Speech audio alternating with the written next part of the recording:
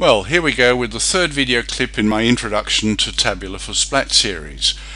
You can see on the screen here that since last time Tabula has acquired its own icon, so I can now launch it with a very own icon.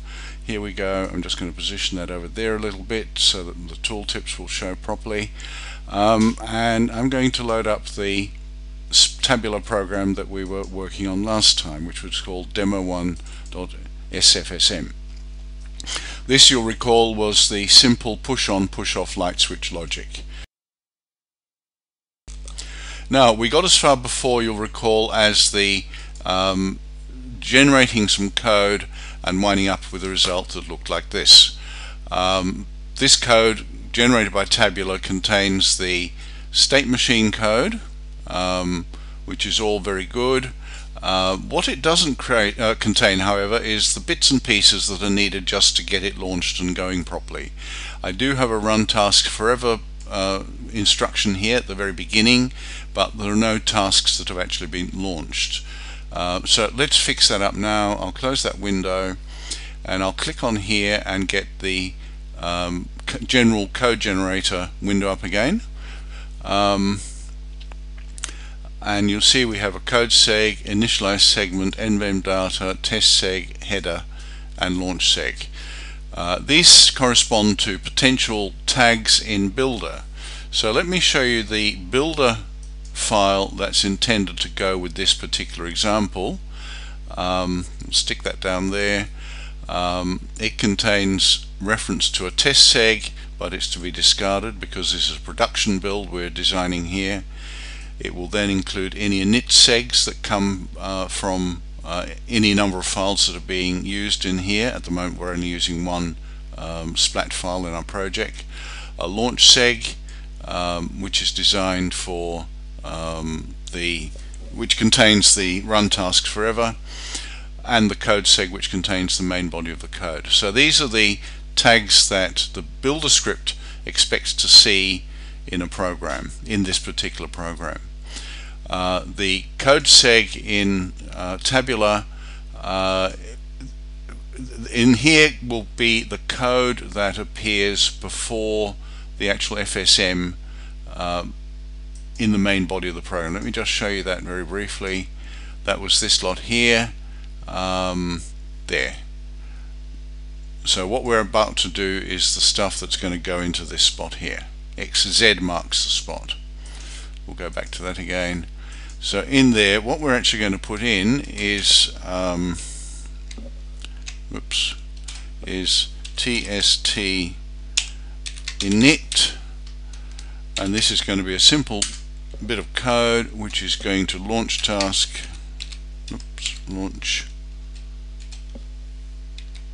the keyboard while I'm typing. Launch task tst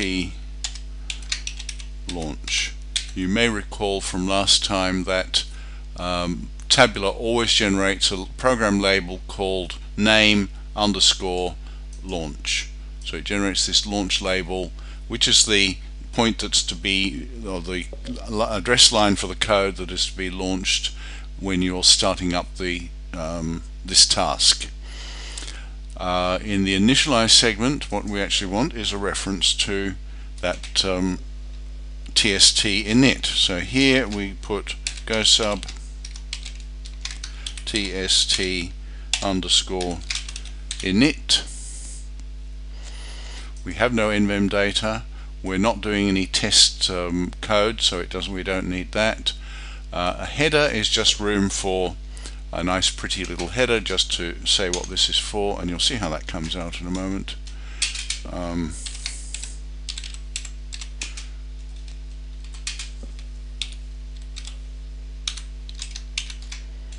Oh dear, I'm not doing too well, am I? I should really watch the keyboard. Example, like that. Yeah, pretty that up a bit there.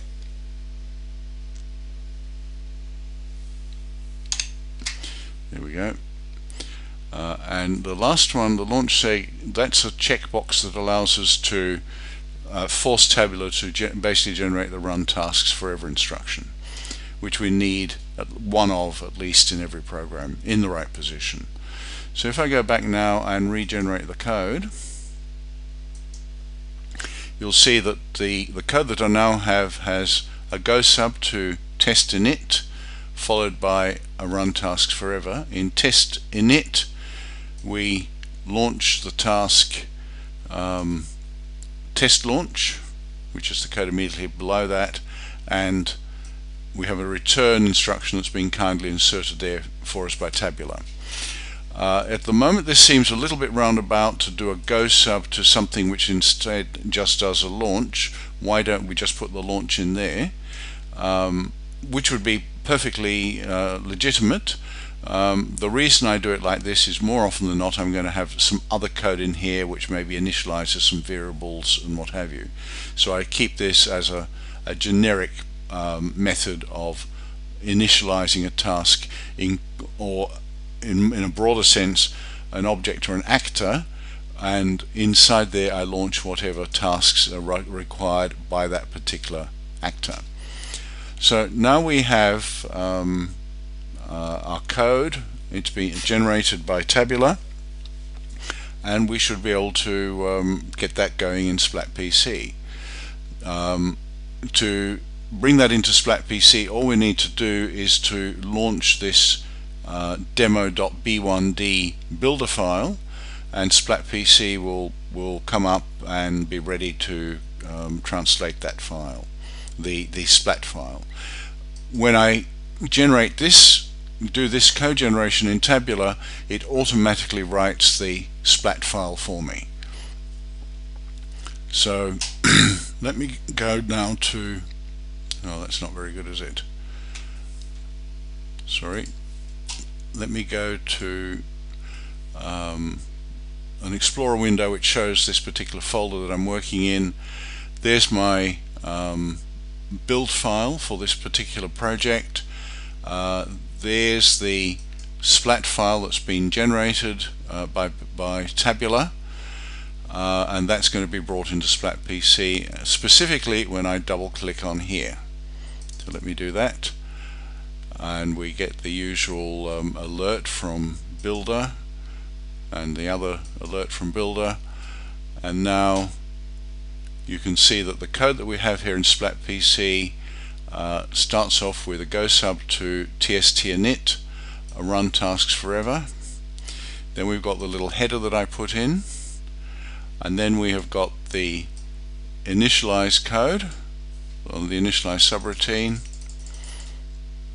We have the return that was provided for us free of charge by Tabula, and then into the state machine code itself.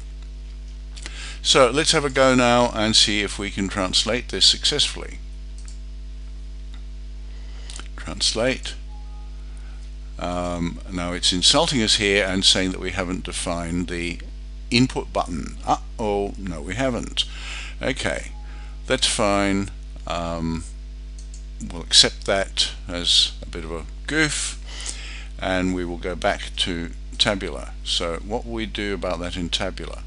Well, what we can do is we can go to the code segment, and it actually doesn't matter where we put this, and we can maybe preface that with iButton is an input, and it's equal to, I'm going to use 8, which I know happens to be one of the buttons on an MMI 202. And while we're at it, we might as well realize that we've got to define the LED as well. Output equals, and for that we will use output number 9. Okay, there we go.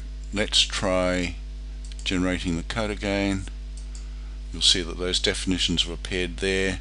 Now the really neat thing, I only have to go back to SPLat PC and hit Shift F12 and it redoes it again. Now we've got a successful compile. Wow, it worked. 59 bytes of SPLat code and quite a bit of unused RAM. So there we have it now. We have the go sub to the initialize, run task forever, the definitions that we put into the very top of the code segment, and there's our code. So we should actually be able to set this running. So let's see, run, restart from the top, and here we have the, I don't know if you'll see the flickering on the video.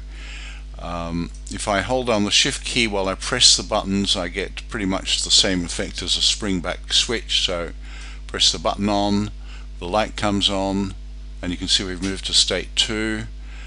Release the button, you can see we've moved to state 3, but the light is still on. Push the button again, we're now in state 4 with the light off, and we're waiting for the button to be released when we go back to state 1 again. So there we have our push on, push off, push on, push off light switch. That's it really. Now I'll just stop that with F9. The neat thing about this at this stage is that we can go back to the Tabula program again very easily, edit this somehow or other, go back to SPLat program, and just by doing Control Shift F12 we can redo the whole thing. Now we have to do a translate or a code generation in Tabula, go back to SPLat PC, Control F12, and we're done. I'll just do a trivial example of that if you like. If I go to the general code and I switch that to 10, okay, code, generate, back to SPLat PC, Shift F12, that's fine, thank you, and start running it again. Now when I hit the button, it's output 10 that comes on, so you can see how quick that design flow has become, workflow has become. So that's the basics of actually generating code and getting a program right through to SPLat PC using Builder and the various segments to get a smooth workflow. In the next segment, next video, I'm going to show you about how the timeout functions work in Tabula. So till then, goodbye.